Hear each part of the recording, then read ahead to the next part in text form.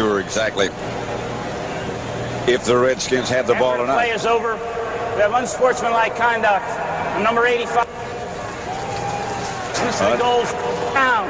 Unsportsmanlike conduct on Seidner. Maybe language?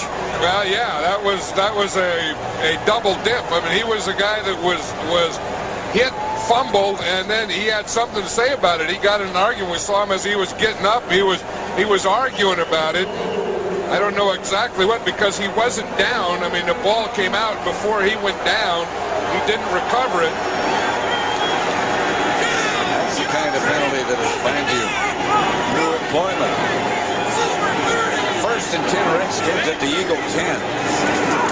Conklin back to throw early. Down to the 6 is Mitchell. That was one of those things where the defensive end had to come off in coverage, and Mitchell just got by Clyde Simmons. Clyde Simmons was the defensive end on that side. Mitchell was running a flat pattern, and he just got by Simmons, and Conklin threw it out there to him. One thing that doesn't happen too often is a defensive lineman in pass coverage. I think a quarterback looks for that. If you can get your running back on their defensive end, you can get some kind of mismatch. You've got a pretty good advantage. Mitchell flag on the play. This is Brooks, I'm sorry. Middleton looked as if he might have jumped early. Yeah, and that was one that the whistle blew before the ball was ever snapped, so that play didn't count at all. Number 88 offense and the right tackle, both moving prior to the snap. 5 yards, still second down. They're saying these two guys right here, 88 is Jenkins, the right tackle is Ed Simmons, and they're saying that both of them moved before the ball snapped and they're right. But of course, 88 Jenkins was the biggest mover, and 88 Jenkins was the guy who made that play on that kickoff return that caused the fumble to Seidner. Apologies to Rod Middleton.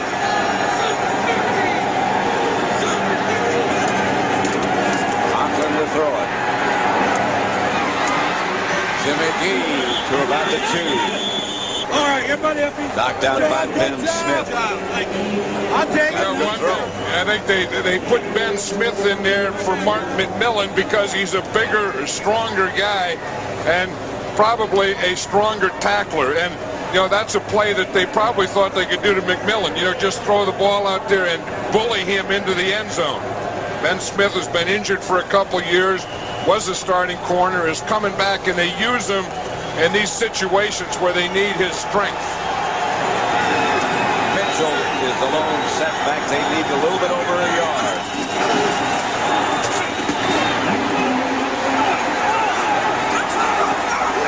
All the Redskins are saying touchdown. None of the Eagles are saying touchdown. And none of the officials are saying touchdown, which is the one that counts.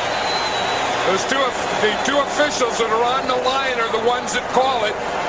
Again, the ball has to break the plane. The ball has to go in the end zone or break the plane of the goal line before the knee is down. I think this is a good call. Well, you have to see when the knee goes down where the ball is. See, it went sideways for a while. At the end, it breaks the plane, but I don't think it breaks the plane before the knee went down. He rolled over, and that's how much they have left. Washington timeout. They lead by 4. About the length of the ball for a touchdown for Washington. And the Redskins have 4 tight ends in there now, Pat. They put Ray Brown, their left guard, number 67. You see him over here. He plays a tight end. Then they have a tight end on the one side, a tight end on the left side, and number 88 Jenkins, a tight end in the backfield. Conklin, touchdown to Middleton. That was a gutsy call by Richie Pettibone. 4th down, I think that's a call to make because they're all going to bunch up in there. You know that they're all play and run. The Eagle defense has to sell out on it, but it still takes guts to call it because a rusher can get through. It can be incomplete. You can overthrow him. Gutsy call by Richie Pettibone. Now watch what happens. This play fake is, if we stop it right here, see, it just gets everyone. Everyone comes in here. Here's Middleton all by himself. The extra point is good. And John, you asked Richie Pettibone last night what the difference is between being the assistant and being the head coach, and he said, well, the responsibilities that go with it. There's one of them. Yeah, and I'll tell you, Richie Pettibone, when he was a defensive coordinator, was always one of those guys that wanted to do the unexpected. He didn't let you know what he was doing. He never wanted to let you get a read on him. And as a head coach, I think he's going to be the same way. You look at this. You see all the tight ends up there? And we just watch it here. Now watch if we stop it here, the effect that it has. You see, the guys you got to get are these two guys. Sell these two guys on the run here, and this guy will be wide open. You see, everyone buys it right now. They all go for the run, and whap, you just throw it over their head for an easy touchdown.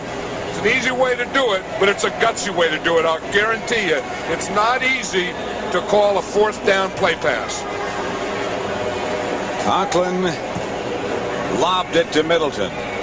Jim Hannafin over in discussion with Ron Middleton. Well, I think Ron Middleton is one of those tight ends that is more like a tackle than a tight end. And you see him there. Jim Hannafin's the offensive line coach. Middleton takes a seat right there with the big offensive lineman. I think he acts and reacts like an offensive lineman, blocks like an offensive lineman.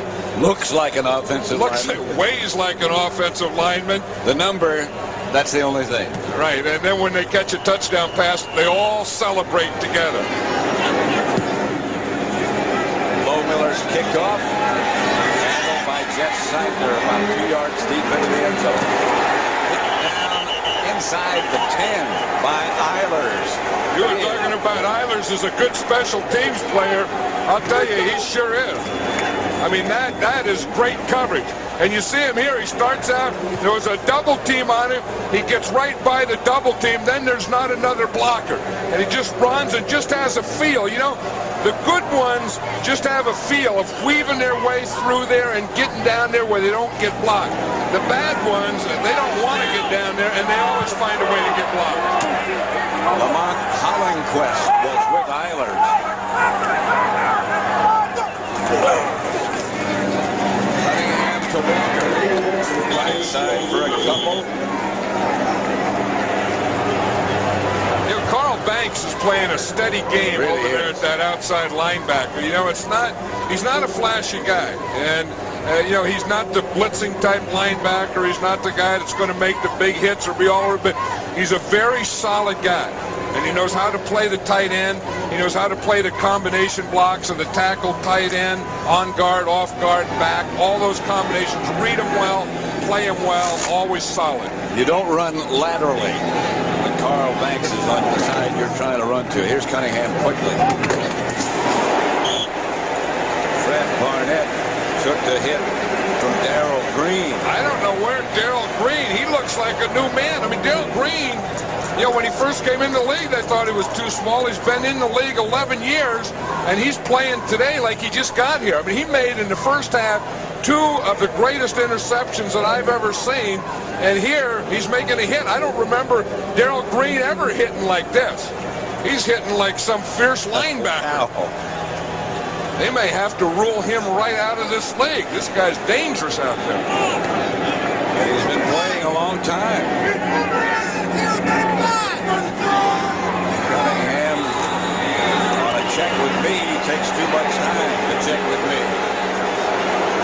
Well, you know, they changed that clock. They used to have 45 seconds. Offense, 5 yards, still first They down. used to have 45 seconds between plays. Now they have the 40-second clock. And he was trying to audibilize, and he looked up there at the clock, and he just didn't have time to get the audible end of play in. And that 5 seconds does make it tough to audibilize if you don't get a play in early. 1st and 15. Here's Randall back to throw it. Well, maybe not. Cunningham looking to get out of bounds. Doesn't make that trip successfully and goes down after he picked up about 3. Stopped by Darrell Green. I'll tell you one thing that this Redskin defense has done is they have taken the aggressiveness. They are the aggressor. And in doing so and becoming the aggressor, they've taken the aggression out of the Eagle offense. So the Eagle offense has to get it back.